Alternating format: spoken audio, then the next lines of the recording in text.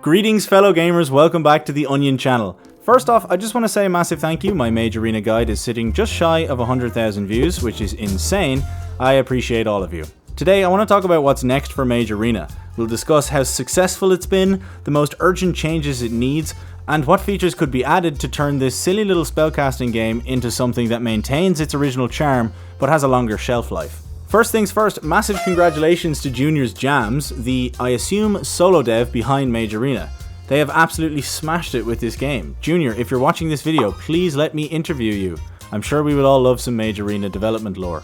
Even with the most conservative calculations, at 11,000 Steam reviews, we're probably looking at somewhere between 50 to 100,000 copies sold. The game's $2.99, so even if Junior only makes $1 per sale, and they probably make more, that's a solid chunk of change for an indie project. Quick math! The game launched on the 24th of July 2024 and hit a massive spike of 17,404 concurrent players on August 2nd. Right now, as of recording, it is 1:30 PM UK time on the 12th of August. The 24-hour peak is 6,340 players and roughly 2,400 are playing it right now. Not bad at all. Mage Arena works because it's obviously incredibly clippable, and the concept is so clearly a recipe for success, but somehow still nobody's done it.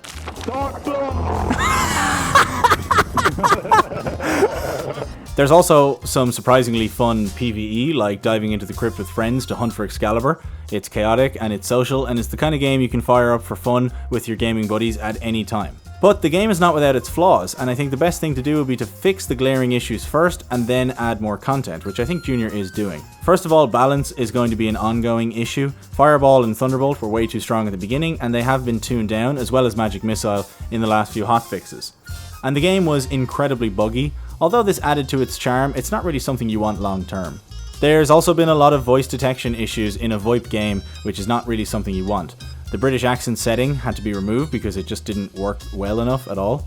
And it's tricky because the game has to be specific enough so that you have to say the right thing to cast the spell, but not so strict that it locks people out because of their own accent. That's why the words Fireball and Freeze are used for those spells instead of Fireball and Ice Bolt. Ice Bolt being the more recognizable name for that spell in things like Dungeons and Dragons. It's because fire and ice have the same I vowel sound, so that's why they needed to be changed. My book isn't casting though, so yeah, you still have that. Find some physical weapons. Like what is that? This also worries me about adding new spells to the game, but we'll talk about that in a moment. I think the biggest issue on the bug side with the game was that there was just so much bugs with matchmaking. Lobbies would start without enough players, you couldn't join teams if you tried to join too early, and you'd often get booted back to the main menu. It's a minor detail, but for a polished product that we want more players to get on board with, it's definitely something that needs to get fixed. An issue I personally have no idea what to do with is VoIP moderation. Obviously in a VoIP game, or any game, you're going to get toxic players, you know, saying slurs and hurtling general abuse your way. Terrorists win.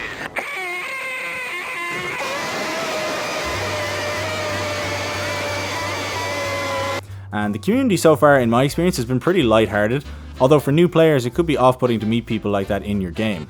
A solid report or replay system, or just stronger moderation tools in general, would help. I'm unsure how to feel about this issue because I can imagine on the development side dealing with it is a massive challenge. So the last thing I think needs to be added into the game before any more content is clearing up the game and making it easier and more palatable to understand. For example, the crafting. I understand that, you know, you play the tutorial and you find the scroll, but I play on a 4K monitor. I don't know if that makes any difference, but the crafting scroll is literally illegible. I understand the the appeal of having the big long scroll that you can like read through with your mouse. It's really cool, but just make it easier to read. Also, put a timer on the matches. Right now, matches can drag on forever unless someone actually finishes it, and most people don't even know how to finish the match. And put more information about why we want to be capturing biomes, what it does for us, how to get more crafting materials, stuff like that. The reason I made the guide was, like I said, not to optimize the game and ruin it for everybody, but to actually just get everybody in touch with the basics of the game and understanding how to play it, because when we know how to play it, then we can have fun playing it. The last thing you want is a player to say, oh, this is such a terrible game, because they don't have the tools necessary to play it. They don't know what to do, right?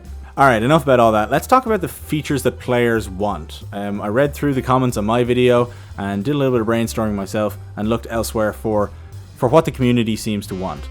The first thing I saw, which I think is an ingenious idea, although I don't know what the reality of it getting added in is, but making the game VR or VR compatible, because It's the kind of thing that the game already excels at. It's a first-person game. I think this game in VR would just be so unbelievably ridiculous. I think obviously the big thing and the easier thing for Junior to add is just more spells. You know what I mean? I think we want to avoid hyper optimization and we want to look at utility, right? So we don't want Firebolt when we already have Fireball, and we don't want Blizzard when we already have Freeze, although Blizzard might be cool. But I think we just want the ability to do more stuff. So if you think about classic spells from Skyrim and from D&D and stuff, you want like a ward spell, which is like a shield, right? And you should be able to cast that without having to swap over to it and then swap back to your Fireball. You should always just be able to be like ward or shield or whatever. I think another thing that would really be great to add into the game would be a reflect spell, where they can say Fireball, and then in the time before the Fireball reaches you, because it's a projectile, you can say Reflect, and then it gets sent back to them. It would be great with Magic Missile, because it could mimic the homing. I just think it would just add so much life into the combat. You could add other attacks as well, like Acid Arrow. Melf's Acid Arrow from Dungeons & Dragons is a classic spell.